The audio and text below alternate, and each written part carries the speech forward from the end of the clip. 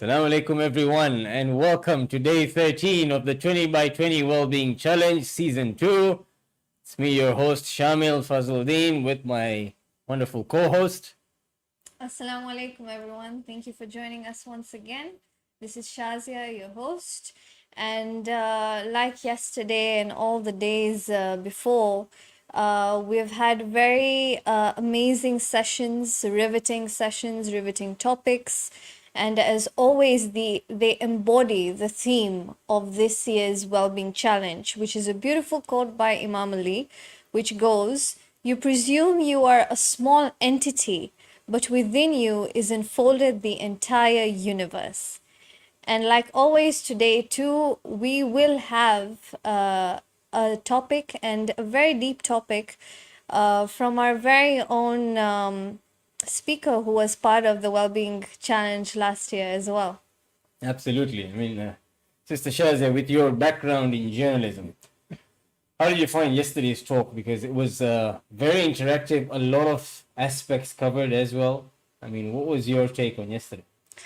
My take on yesterday as a journalist is I love her authenticity.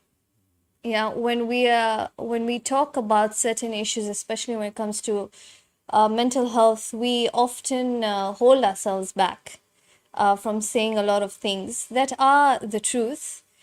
So my take on yesterday is that it was very raw, very authentic, and from someone who has been through so much in life. And as we know, she did share her story last year, and yeah, and from the number of people that I have seen too who have been through similar kind of traumas and traumatic experiences, it's very important that you speak your truth and you are true to yourself and you are authentic to the people you're giving advice to as well.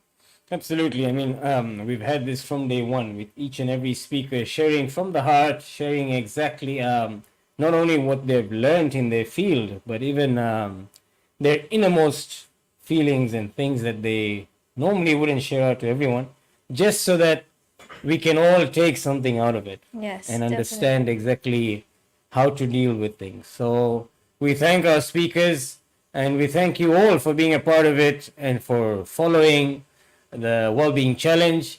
Alhamdulillah, we've been getting a lot of messages and feedback. We thank you for that. Please continue keeping us in your du'as and continue following the Wellbeing Challenge.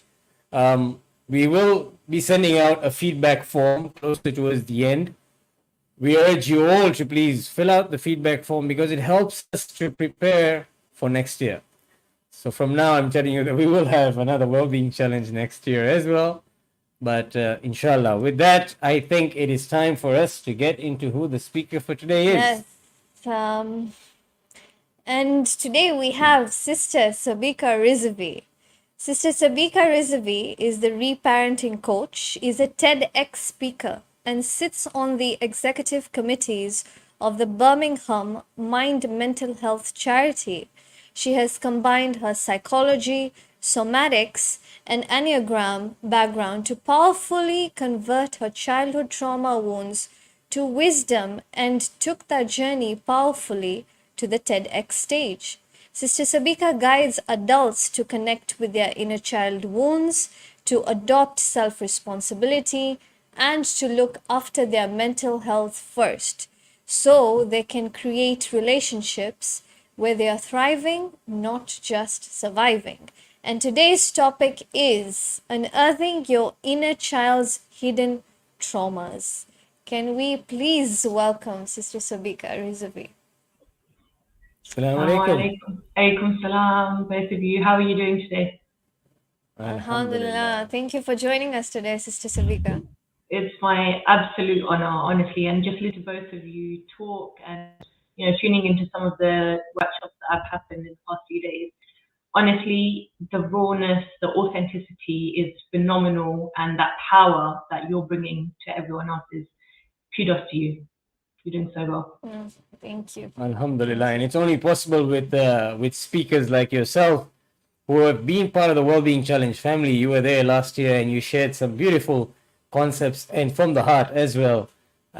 things that we wouldn't get to hear had we not had you on board. And you were one of the favorites for everyone last year, so we'll bring you back again this year.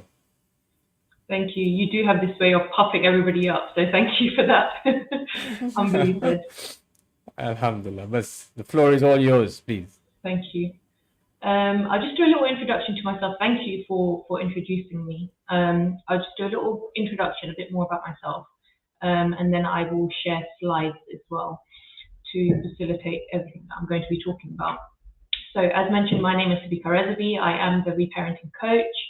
I guide adults to connect back to their inner child, to connect back to their inner child wounds and to heal them so they can create relationships where they're thriving, not just surviving. And by relationships, I mean not just your intimate spouse, also with your parents, with your children, as well as friends and extended family as well. So it's all relationships as a whole. And we all know that our past and our childhood wounds and traumas can hold us back from connecting with those that we love. I do coach one-to-one clients as well as couples as well. And I also facilitate online workshops and in-person workshops as well. And this is one of my most favorite things to do because it means that we can connect and we can get that word spread around in terms of that awareness about traumas as well. So just to start with, I'm going to say Bismillah because I'm hoping that my slides do share. Oh, okay. I did test that bit. Give me a second.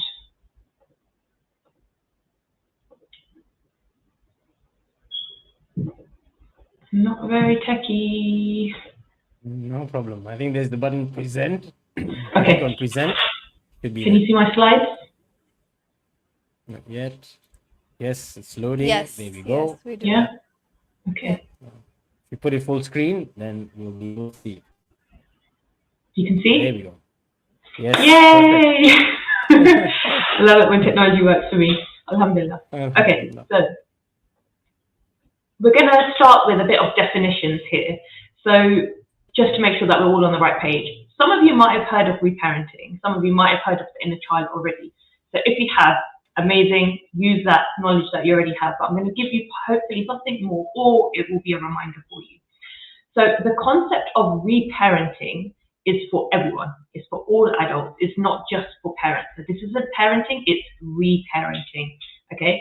So reparenting is you reparenting yourself. You've already been parented. It's you reparenting yourself.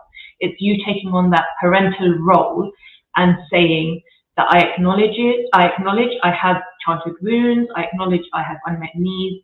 I acknowledge that I've got traumas that are holding me back today, and I don't blame my parents. Okay, every single platform I stand on, I always say we don't blame our parents, and the reason we do this is because we know that they also had their own wounds and their own traumas, and they tried their best.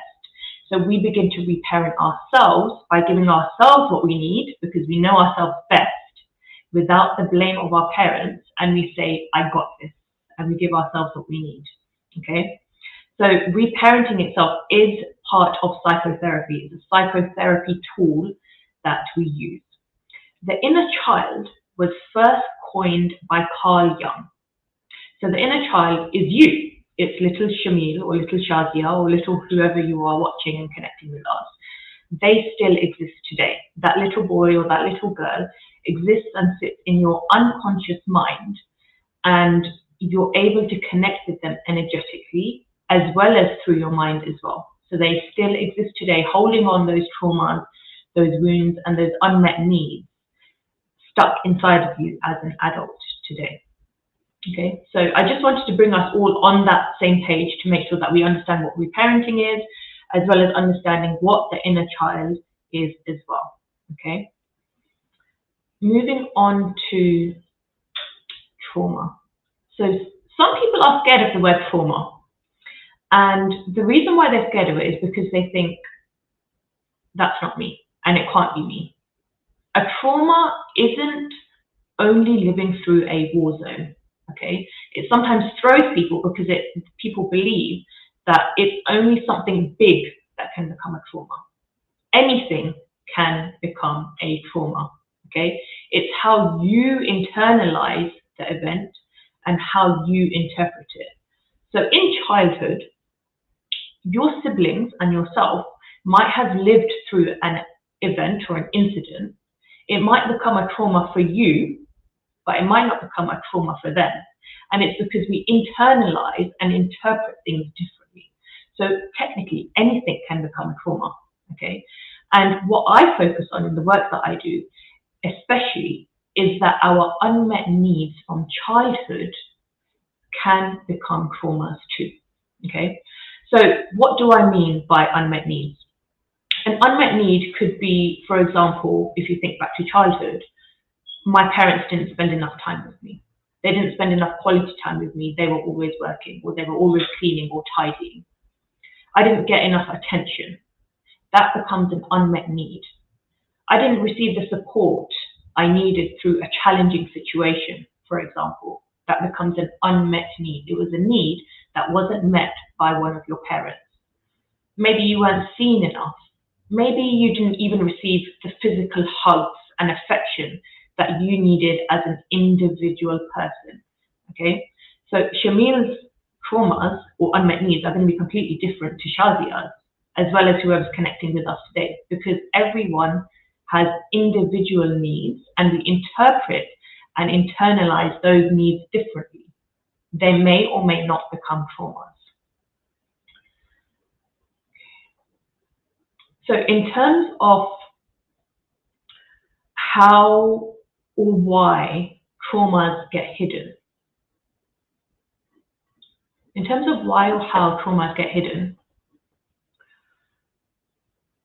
sometimes traumas are known, okay? They stay in our conscious mind and we can remember them. We might remember, oh yes, when I was 5, this incident happened and this is how I felt and this is who was there with me. So that remains in your conscious mind. You remember it.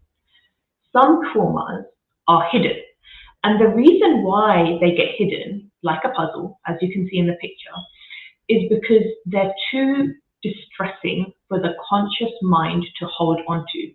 So what happens to those memories is our mind, alhamdulillah, and it does it for a reason, our mind fragments those experiences because they're too distressing to hold on to. And if we held on to those memories, it would be too difficult for us to hold on to, okay?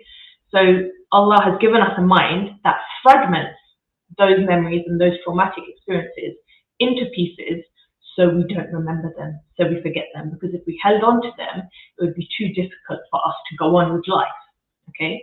So not all traumas are hidden, some are conscious and we remember them, and some are fragmented like a puzzle.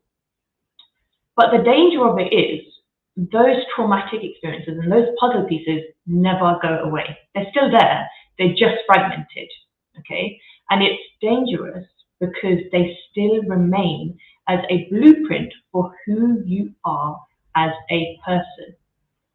So they remain as a blueprint telling you how to think, telling you how to feel, telling you how to act, telling you how not to act, how not to feel, because it ends up being like a rule book for you, okay? It uses your past experiences telling you what is dangerous for you and what is not.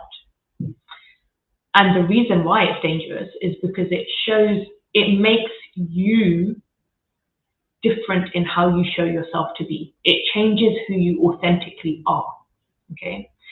So the idea is that within us, there are hidden parts of us. And within us, there are hidden needs. And we hide them because they're too traumatizing to keep. But when we do that, it means that we aren't being our authentic, most wholesome self, okay?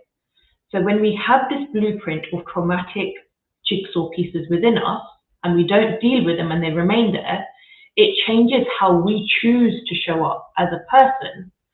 And it means that we're not showing up as authentically and as wholesome as we can be, because we're picking and choosing parts of us.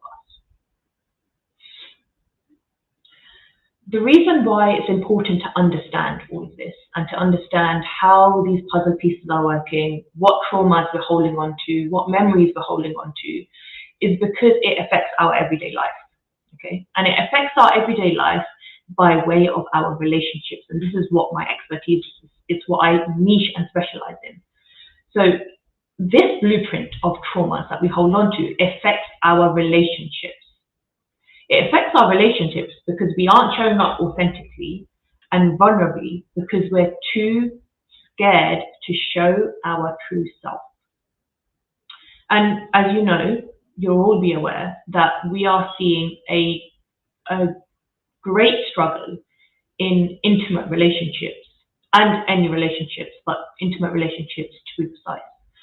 And the reason why we're seeing a great struggle is because we're too scared to be vulnerable in case we or those needs that we're holding on to are rejected.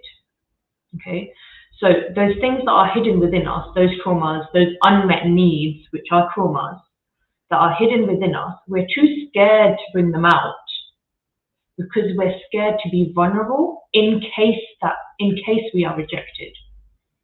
So since childhood, to bring a bit of childhood psychology into this, since childhood, all we want is secure attachment. We just want to be secure to our parents, okay?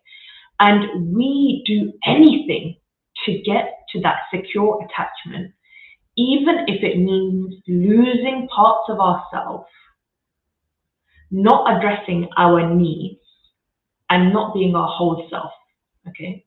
And the reason why we lose or disregard into our unconscious mind these needs or these traumas is because either our parents didn't like it, either our parents didn't love us for it, society didn't want us to have that, or it just wasn't possible for us to receive that. So if parents were working and if they were too busy to give us hugs, then we would put those needs of needing hugs to the back of our mind, to the unconscious mind, and act as if it's not a need for us. But the danger of that is it still remains and we still need it. We've just hidden it. Okay? So we do anything to let go of that, to let go of our authentic self, because our authentic self would need those hugs. We let go of it just to get that attachment. So we don't mind being less needy for hugs, just to get that secure attachment and to be easily parented by our parents. And what we see is that level of losing our authenticity and letting go of our unmet needs and not acknowledging our traumas goes on into childhood, into our intimate relationships. So we don't tell our partners or tell our partners to be, if you're at a premarital stage, that we have these needs because we're scared of vulnerability and we're scared to be rejected, just like we would have been rejected by our parents. Okay, so what we're seeing is, for example, premarital individuals marrying with needs that aren't met. And as a result, they're also not communicating them. And what happens is they eventually realize that they married the wrong person because they're not seen, they're not heard, they're not loved as a full being. And those unmet needs continue in marriage to be an ongoing trauma for them. Or, for example, we see married couples for years not communicating their needs or being vulnerable to share their feelings. And of course, we know that this is breaking down relationships because what's happening is we're living unfulfilled lives. We're being really sad, we're grumpy, we're angry, we're depressed. And some people are even having suicidal thoughts. So really what we're seeing is that the sad truth of it is that lack of vulnerability is breaking down relationships. Okay, people are divorcing, having affairs, looking elsewhere for affection, or living a life that Allah didn't create you to have, just because we're scared to unearth those traumas, to acknowledge unmet needs. We're scared of vulnerability, and we're scared of rejection. So self-awareness and unearthing your traumas and needs allows you to get comfortable with vulnerability. Okay, so childhood wounds reflect onto our most intimate partners. So the wounds that we hold on to from our childhood reflect into our partners, and it ends up being a very hostile situation sometimes because we haven't dealt with those wounds. They never go away. Those unmet needs, those wounds, those traumas never go away. They remain as a blueprint as to how you show up in your relationship. So to give you a couple of ways of how you can unearth those childhood traumas and those unmet needs, you may want to revisit your relationships from childhood. For example, think about your relationship with your mum, with your dad, with your siblings. You might, for example, revisit past memories, you might look at past photos, go to different places that you went to in childhood, trigger yourself. Triggers are good. Triggers help those puzzle pieces and those jigsaw pieces to come back together for you to bring all those unconscious unmet needs and those traumas to come back. It brings it back so you remember. Okay, and the reason why I'm giving you all of this is because I really want you to go away with something that you can tangibly do and take away with you. Okay, you might want to do therapy, coaching, have a third person involved. Do anything that will bring self-awareness to yourself. Okay, like using the MBTI, using the Enneagram. I'm a big hyped person about journaling. You may also want to sit in silence with yourself. Okay, so what I did want to do is, hopefully we have time, I wanted to give you something tangible to do. If we're not going to have time to do it now, at least write these points down so you can take away after this session and reflect and have that space in silence with yourself so it unearths something within you. Okay, it gives you something to go on and to work with and perhaps start reparenting yourself. Okay, so what I'm going to do is I'm going to show you 2 journaling prompts on the screen. And if you can, grab a pen and paper or screenshot or take a picture of the screen, whatever you're looking at, and just have a go at these questions. These are 2 questions that I use when I'm coaching my clients. Okay, if you are at a premarital stage, look at the questions on hopefully your left. It's the left of me, question 1 and 2. Okay, and if you're married, look at the questions on the right, which is on the right of me, questions 1 and 2. Think about what you needed or you need from your parents. This will help you to understand what your unmet needs or your traumas still are. Okay, and usually, like I said, this reflects in your most intimate partner. So whatever your need was from childhood, from your parents, and you didn't receive, and it's still traumatizing for you, or perhaps what you still need and is still traumatizing for you, is directly going to be connected to your most intimate partner. It's going to be what you still need because that blueprint, those jigsaw puzzles are still there and it's still an unmet need for you. It's still a trauma for you inside your body, inside your mind. Okay, so if you can screenshot that, jot it down, get your pen and paper. This is me giving you an actionable takeaway to start that reparenting journey for you. So to start concluding, you are the writer of your own destiny. You can unearth your hidden needs and change the trajectory of how your life unfolds and how people respond to giving you what you need. By unearthing your own hidden traumas and needs, you recognize your remedy is within you, but you do not sense it. I can't help but smile and know that this quote is on the screen. You hold it, but you're too scared to realize it. Your sickness is from you, but you do not perceive it. Your own challenges are created by you unconsciously, but you do not sit with it. Within you is unfolded the entire universe of self-help. You are the writer of your own future and growth. And again, honestly, I can't smile, but know that this quote is on screen, and knowing how Islamically relevant reparenting is for yourself, knowing that everything is within you. And when you know that everything is within you, you can't blame anyone else and you don't expect anyone else to help you but yourself.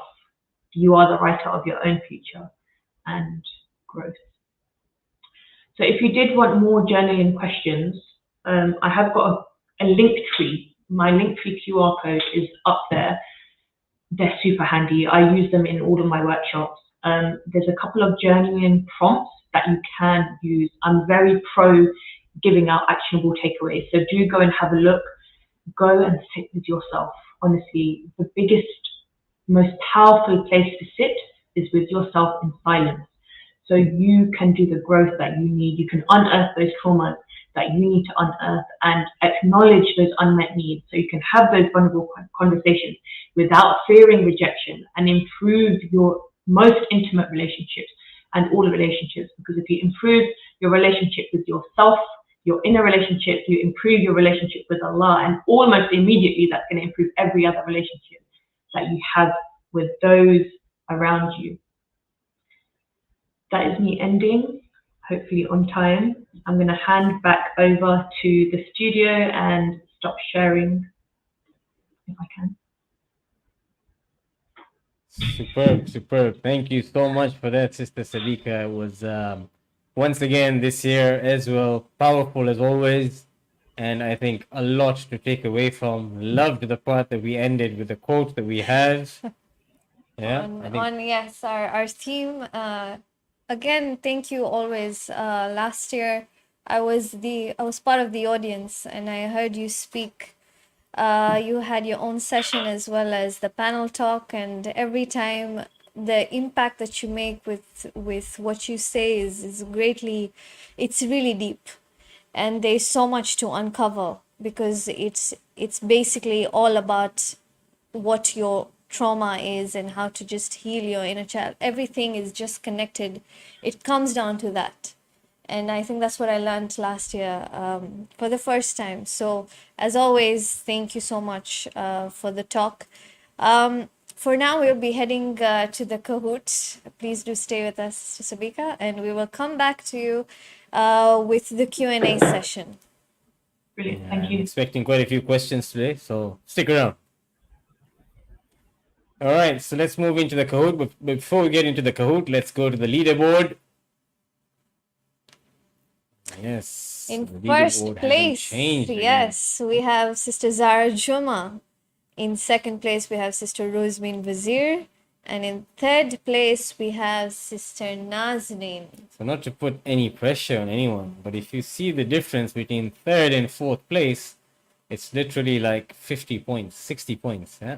Yes. So everyone's really close. Probably tomorrow we might see a new podium. Never know. Maybe not. Yes, maybe not. Yeah. All right, so let's get into the Kahoot for today. Hope you've been listening well. Log in as always with the same names you've been using. The game pin for today is 4103712. 4103712. We're gonna give it a few seconds for all of you to log in.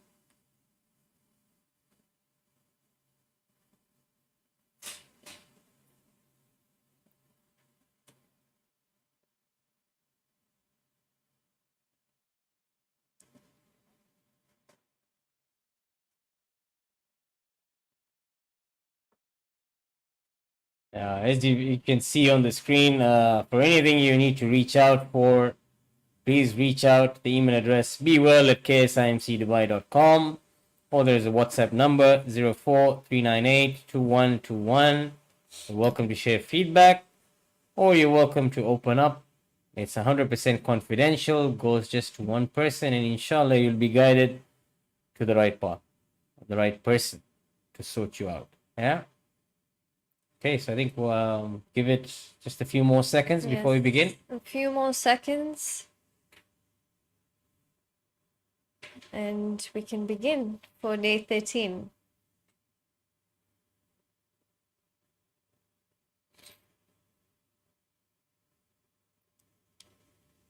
Let's just give it 10 more seconds. Anyone got kicked out? Game pin once more, 4103712, or you can scan the QR code.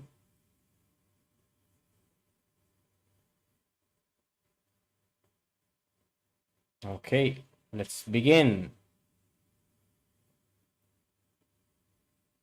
All right, so we begin with question number 1, day 13 of the 20 by 20 Wellbeing Challenge. Question 1 is, who was the inner child first coined by? Is it Tony Robbins, Carl Jung, Sabika Rizvi, or Paulo Coelho? I think for us it was Sabika Rezavi, yeah? For us, definitely. I think this question was asked last year as well. So I do remember this. Yes, the answer is Carl Jung. Very good. Question number 2. What can be an example of a trauma? Is it no parental attention? Is it getting your finger cut when cutting vegetables? Is it not getting your favorite chocolate? Or is it none of the above?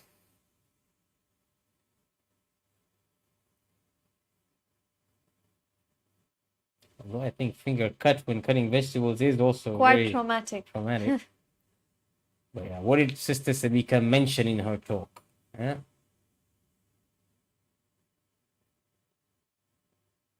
Yes, the correct answer is no parental attention, or a lack of parental attention. Question number 3. Why do some traumas get hidden?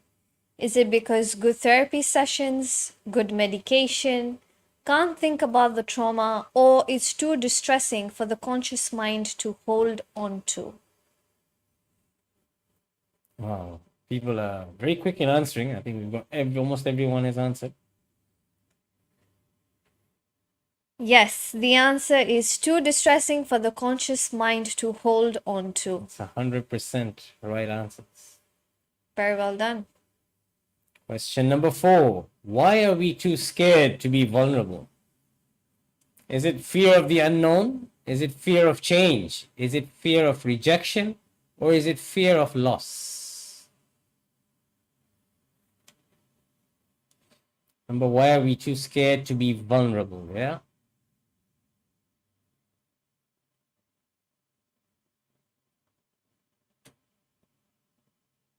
Okay, all answers are in. Here we go. Correct answer is fear of rejection.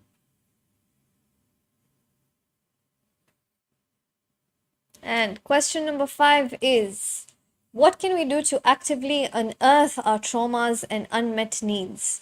Journaling and self-awareness, speak to a friend, eat some chocolate, or go for a walk?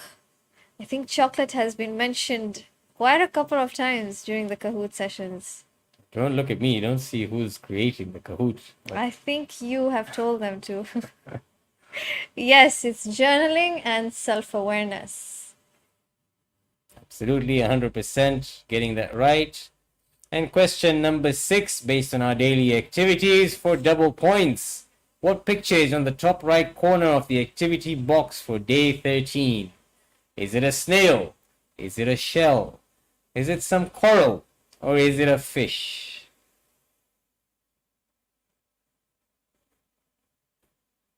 Red, blue, yellow, green. The correct answer is most definitely coral. In third place, we have Sister Zara Devjani.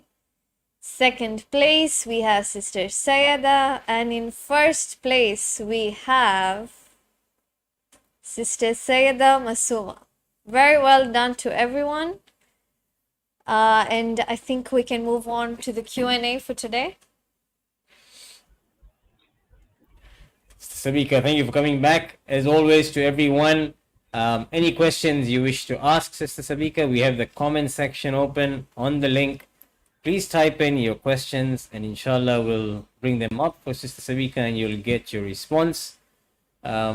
But yeah, before we get questions from anyone, I think let me start us off and kick us off with the question that I had. Very beautiful talk, Sister Sabika, which shared quite a bit.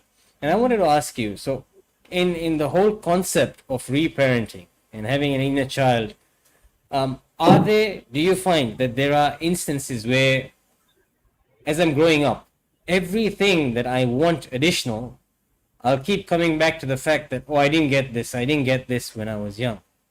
Is that a correct approach to go by? Or do I need to say, I'm lacking this, I need it? Do I need to go back and blame, or do I need to work for it for myself? I guess I that's think you're what going I'm to have trying to ask. to give me a little bit more on that Elaborate. question. Okay. Yes, So I'll give you an please. example. Sometimes maybe we feel that we got a lot of things growing up, alhamdulillah. But then as you're growing up, maybe there's something else that I'm lacking or that I want more in my life, and would turn back and start blaming that I didn't get this from my parents, or I didn't get this when I was a child. Whereas I can simply go out there and give it to myself or get it for myself. So, is it correct to go back and look at the past and say, I didn't get it, that's why I'm lacking in this aspect, or to say, you know what, something that I need, let me do it, let me get it. Okay. Okay, let me put it into perspective for you by way of an analogy. Okay, so there's an analogy that I use quite often. Quite a lot of us are drivers. Okay, even if you're not a driver, you still understand this concept. So if you think of a car, you've got a tiny rear view mirror, okay, that you look back in, and then you've got a big wide windscreen, okay. The rear view mirror is there because you have to look back for your safety. You have to. You need that mirror there for your safety while you're driving. But the big wide windscreen is there because you have to look forward as well for your safety. But the ratio between the tiny rear view mirror and the big white windscreen there's a big difference. Okay. So the analogy is basically explaining you need that rear view mirror to look back for your safety. You need it there.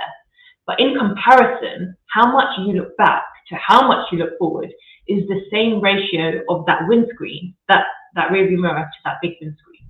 Okay, so we have to look back for our safety. We have to look back at our traumas. We have to look at our blueprints. We have to look at our unmet needs without blame. We don't blame our parents because they too have their own traumas, their own unmet needs, their own wounds that they're parenting from. Okay, so they tried their best, and we say to them, thank you very much. You've raised us in the best way that you can. And now we look forward and we say, okay, I'm Sabika. I know myself best. I've lived with myself for 34 years of my life. Nobody else knows me better than myself and Allah. I know what my needs are. I know exactly how I need it. I know exactly when I need it. And I know exactly what I need. I can give that to myself better than anybody else. So I go out today as an adult, reparent myself, and say, I'm going to give this to myself because I know how to give it, instead of relying on somebody else. Because often, even if it's a partner, and there's some levels of reliance, but even if it's a partner, for example, if we rely on them to give that to us, and they don't give it in the way that we need or when we want it, then that level of resentment comes. Why didn't they give it? Why did they do it like this? Why did they not do it like this? Reparenting is you manning up and saying, I'm going to give this to myself because I know myself best. And Allah is going to provide me with those opportunities to do that. Amazing. Thank you. Sister Sabika, when I was doing my own research on the inner child, I found quite a lot of information, and most of it you did cover during your talk.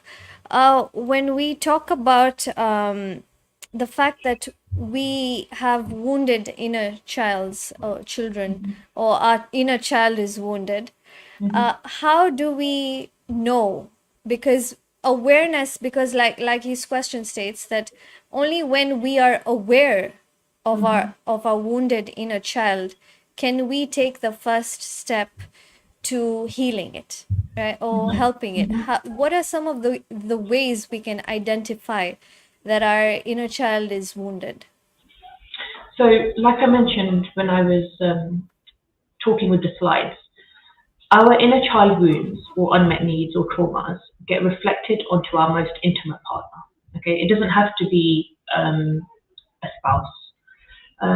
It's anyone that you're intimate with. Okay, so it's even before premarital as well. So it could be a close friend, for example. There could be anyone that could trigger something.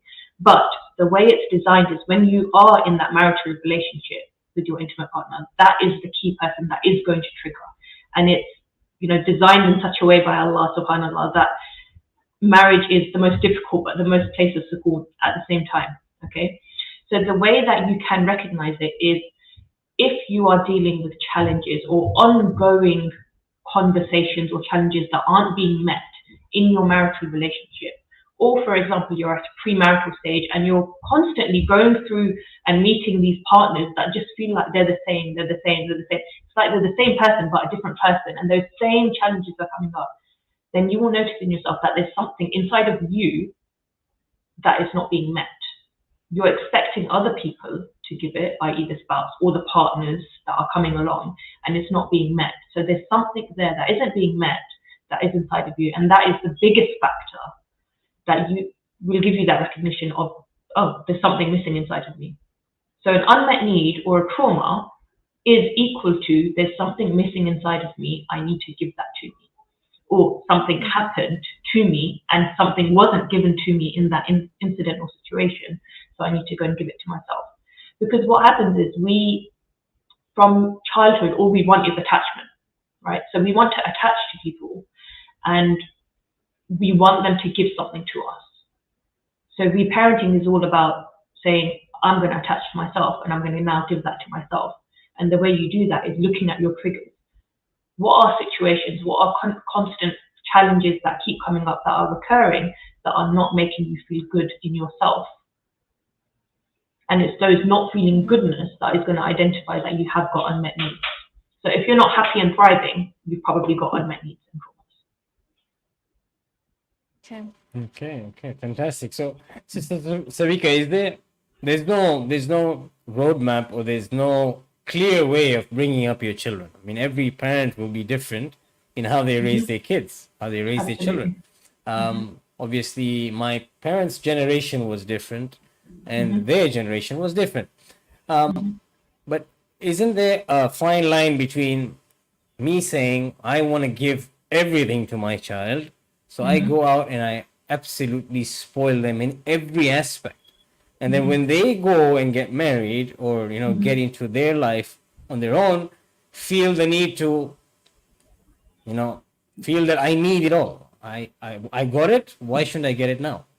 Is there balance between the two?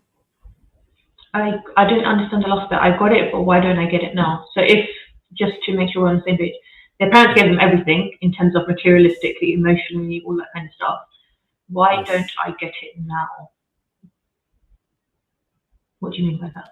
So maybe they get into a relationship where the girl's side, or if it's a boy, or if it's a girl, the boy's side are not as giving as their parents were. Okay, can be I a get different it. thing, yeah.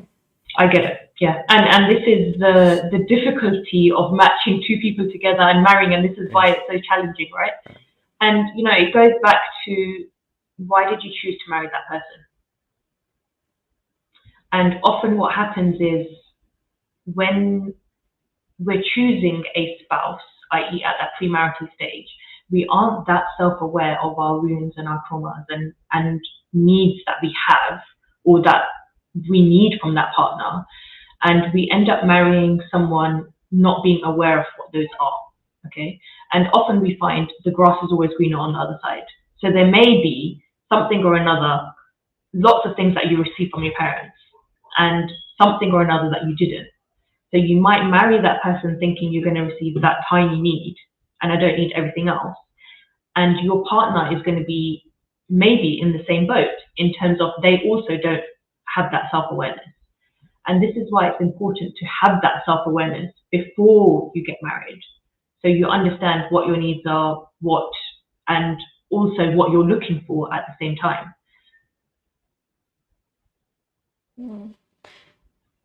I think for those people, like we talked about the importance of vulnerability, yeah, and I think it's also very important to be vulnerable, but I'll be very honest, it is extremely extremely difficult to be vulnerable, and I'm talking from personal experience as well, because we put up a certain facade for people to see, and this is because we have gone through a traumatic childhood or something in our childhood that has triggered this way of living.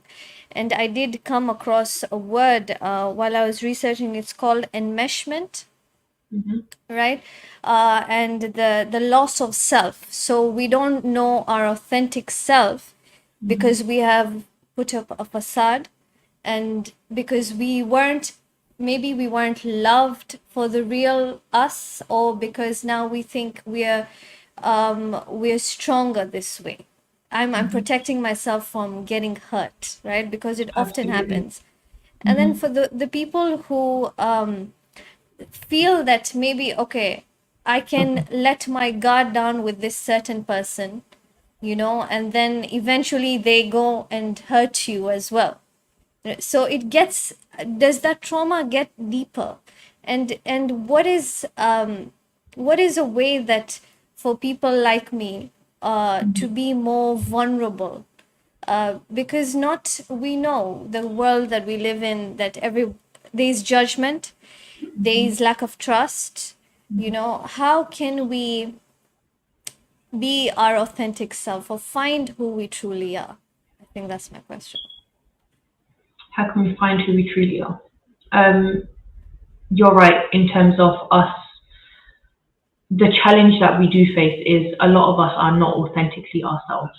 And the reason why we're not authentically ourselves is because it goes back to childhood. Because as children are authentically themselves. And what happens is while they're being parented, they're parented to lose that authenticity. Because perhaps we were the wild child and parents couldn't handle us, so we lose that wildness. We might have been the loud one and parents kept saying, shh, be quiet. So we lost that loudness. We might have been perhaps the very confident one that always had something to say, and parents didn't have the time to answer back those questions, perhaps. So we learn to lose those questions and that curiosity. So, and the reason why we lose that authenticity is because all we want in childhood is to attach to them. We just want to be loved. We just want to be loved, okay? So if we think, oh, our parents don't like us to be the wild one, our parents don't like us to be the loud, curious one, our parents don't like us to be, the one who asks all the questions, and it's really annoying for mum and dad, I'm not going to be that anymore. I'm just going to be the version of me that they want me to be. So I feel that attachment and love. Okay? And this is why we lose the idea of authenticity and the idea of vulnerability, because it is too scary, because we're going to be rejected. Because what would have happened in childhood is we would have been rejected if we were the authentic version of us. So for you to start being vulnerable today as an adult, as part of reparenting, you have to be vulnerable with yourself first.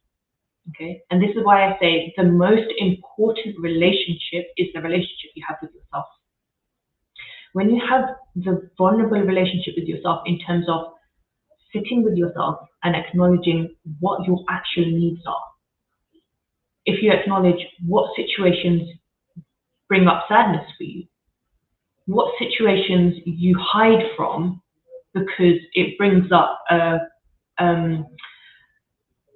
cooking pot of things inside of you. What are situations where you go quiet?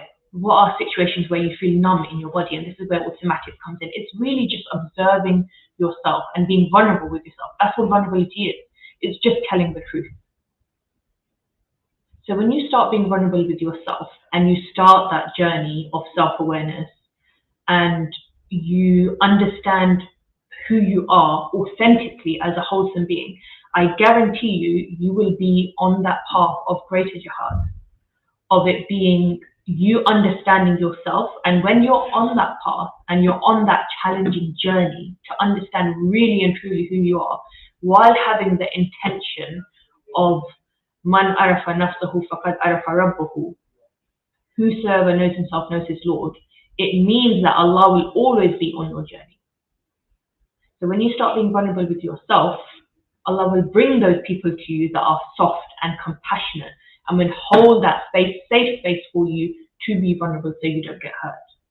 And then if you do get hurt by someone that comes across your path, know that it is your growth and your journey is part of that.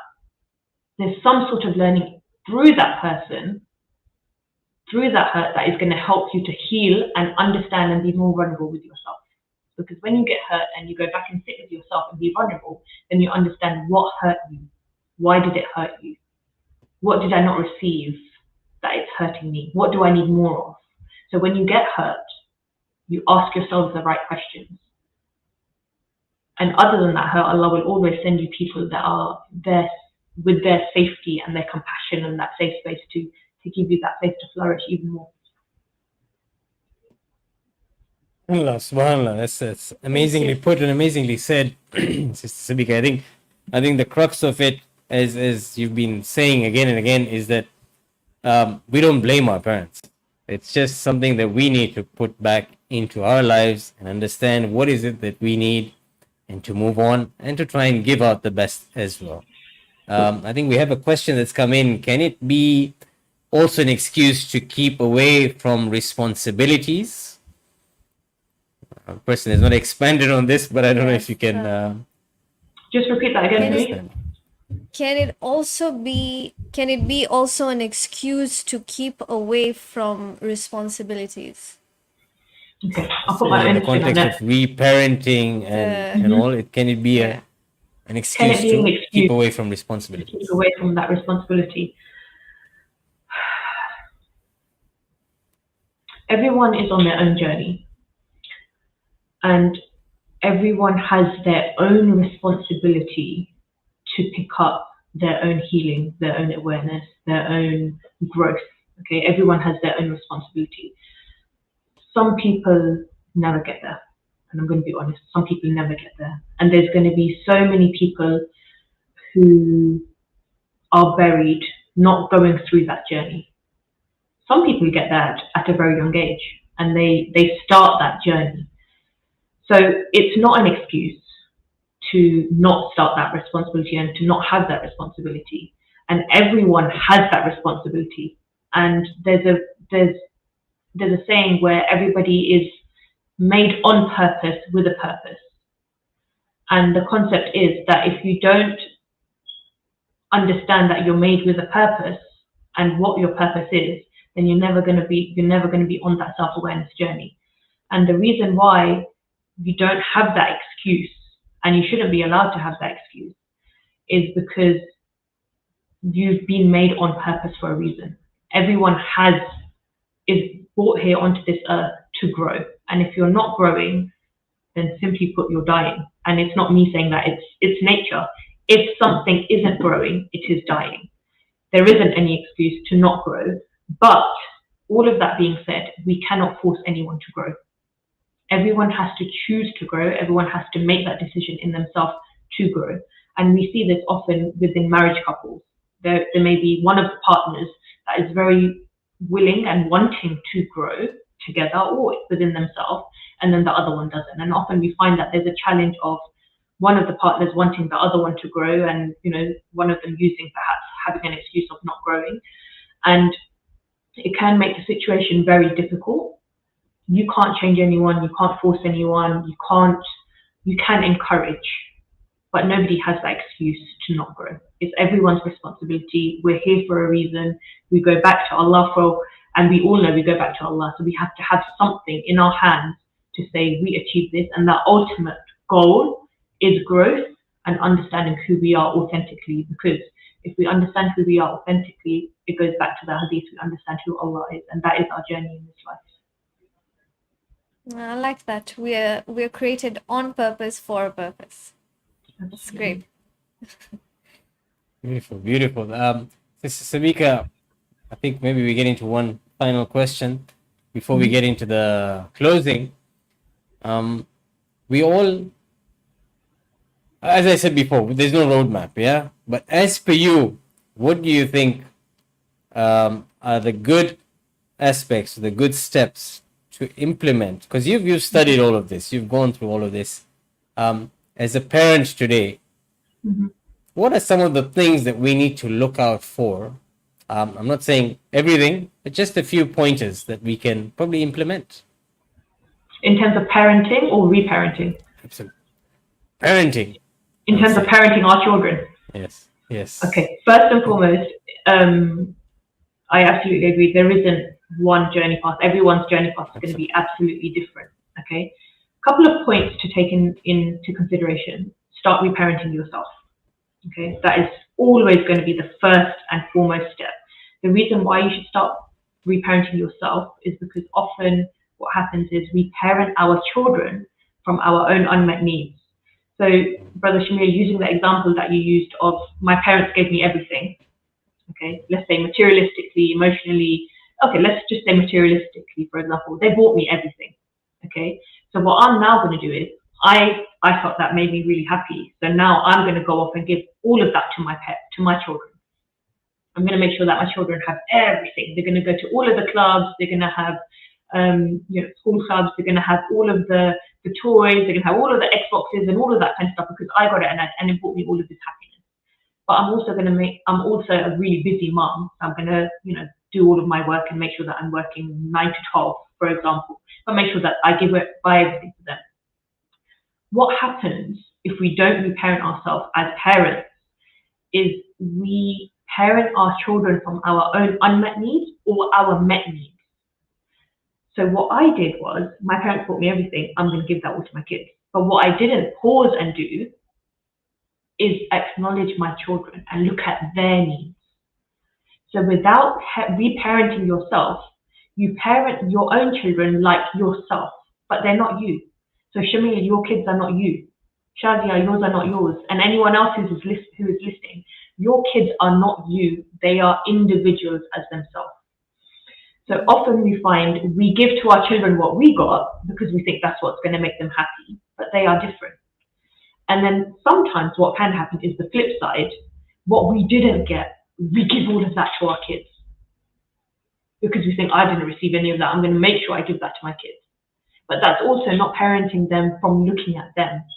Each of our children are individual children, and this is why parenting is so difficult because you end up being 2, 3, 4 parents because each child has different personalities.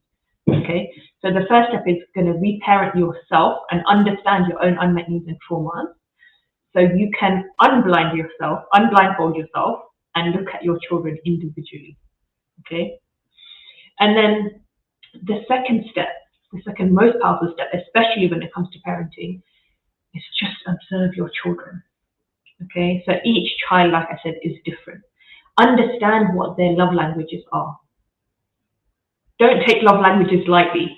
They're so important, okay? So if, for example, my love language is physical, it's not going to be helpful for me to go and give one of my children lots of hugs and kisses if, for example, they need the quality time, or if, for example, they need lots of presents.